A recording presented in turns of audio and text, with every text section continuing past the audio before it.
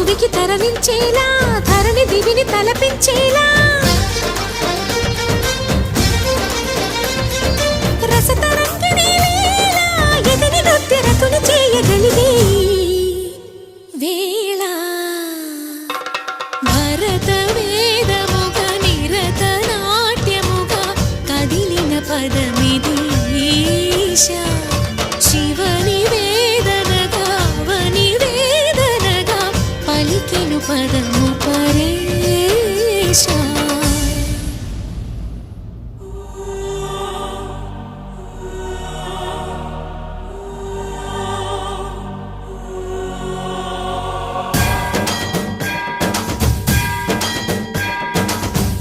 సావర గంగాచిత శిరముల మండిత కర పురహరా శుభంకర భవనా శంకర స్వరహర దక్షాధ్వరహరా బాల విలోచన పాలిత